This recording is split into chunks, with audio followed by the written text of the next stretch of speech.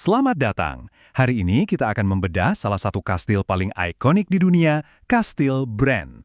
Sebuah tempat yang penuh dengan misteri, sejarah panjang, dan tentunya legenda yang sangat-sangat kelam. Nah, ini dia pertanyaan utamanya kan. Selama bertahun-tahun, jutaan orang datang ke sini dengan satu keyakinan. Mereka sedang mengunjungi sarang vampir paling legendaris.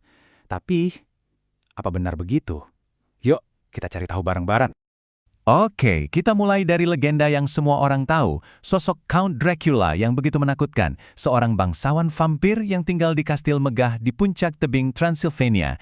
Gambaran ini udah menghantui imajinasi kita selama lebih dari 1 abad loh. Nah, sebelum kita lanjut lebih jauh, penting banget buat kita bedain dua sosok ini. Di satu sisi ada Count Dracula.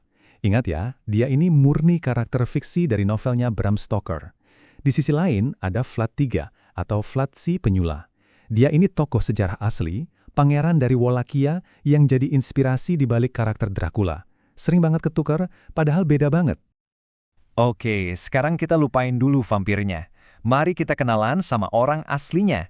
Seorang penguasa yang reputasi kekejamannya itu, wah, bukan fiksi sama sekali, tapi fakta sejarah yang bikin merinding.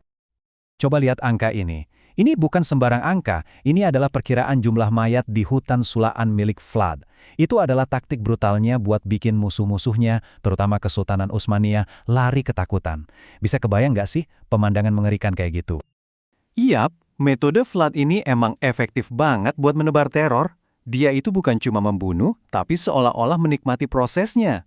Pakai siksaan buat ngirim pesan yang jelas, jangan macam-macam sama saya. Inilah yang bikin citranya sebagai tiran kejam melekat selamanya. Oke, jadi kalau Vlad si Penyulah itu nyata, berarti dia pasti tinggal di kastil ini dong? Nah, disinilah ceritanya jadi menarik. Karena ternyata hubungan sejarah antara Vlad dan Kastil Bran itu bisa dibilang tipis banget. Gini deh, kita urai satu persatu ya. Pertama, Vlad itu penguasa Wallachia, sementara Kastil Bran itu ada di Transylvania. Wilayahnya beda. Kedua, nggak ada satupun bukti atau dokumen sejarah yang bilang dia pernah tinggal di sini. Beberapa catatan malah bilang dia mungkin pernah dipenjara di kastil lain, dan benteng utamanya sendiri sekarang udah jadi reruntuhan. Terus kenapa Kastil Bran yang terkenal? Jawabannya, ternyata sesimpel ini. Karena kastil ini pas banget sama deskripsi di novel Dracula. Bram Stoker sendiri nggak pernah ke Rumania, tapi deskripsinya tentang kastil yang dramatis di atas bukit itu klop banget sama penampilan Kastil Bran. Cuma kebetulan, tapi kebetulan yang mengubah segalanya. Oke, cukup soal mitosnya. Sekarang, yuk kita tinggalkan dulu dunianya Dracula dan kita gali cerita asli dari kastil ini. Percaya deh, ceritanya nggak kalah seru. Sejarah kastil ini tuh jauh lebih tua dari legenda Dracula loh. Awalnya cuma benteng kayu, terus dibangun ulang jadi benteng batu yang kokoh banget. Selama ratusan tahun, perannya krusial banget buat pertahanan perbatasan dan jalur perdagangan. Tahu nggak sih, bahkan namanya sendiri itu udah ngasih petunjuk. Bran itu dari kata Slavia Brana yang artinya gerbang. Dan memang itulah fungsi utamanya, jadi gerbang penjaga di celah gunung yang strategis antara Transylvania dan Wallachia. Jadi, bayangin deh, bukannya jadi sarang vampir yang sepi dan angker, Kastil Bran ini dulunya itu pusat kegiatan yang sibuk. Ada tentara yang berjaga, ada pedagang yang bayar pajak. Beda banget kan sama citra gelap yang kita kenal?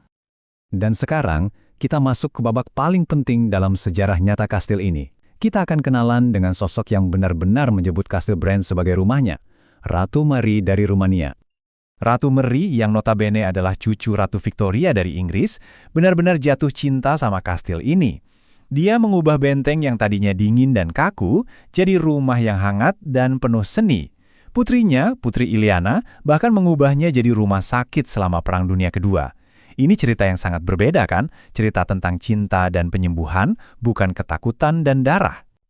Oke, jadi pertanyaannya sekarang, kalau cerita Dracula itu fiksi dan sejarah aslinya itu soal ratu dan prajurit, kenapa sih mitos vampir ini nempel banget sampai sekarang? Jawabannya adalah sebuah kombinasi yang pas banget. Pertama, tentu aja novelnya Stoker. Kedua, arsitektur kastilnya sendiri yang gotik dan dramatis, itu emang cocok banget buat jadi latar cerita horor. Lalu, pemerintah Rumania di abad ke-20 dengan cerdas mempromosikannya sebagai Kastil Dracula untuk menarik turis. Dan akhirnya, film, TV, dan budaya pop menyegel takdirnya. Jadilah Kastil Bran dikenal sebagai Kastil Dracula. Dan yang menarik, hari ini kastil ini seolah punya dua jiwa. Di satu sisi, dia adalah museum yang dengan bangga menceritakan warisan Ratu Mari. Tapi di sisi lain, dia juga sepenuhnya merangkul statusnya sebagai ikon horor global. Jadi, setelah kita melihat kedua sisinya, pertanyaan terakhir saya untuk Anda renungkan adalah ini. Legenda mana yang menurut Anda lebih menarik? Kisah vampir fiksi yang abadi?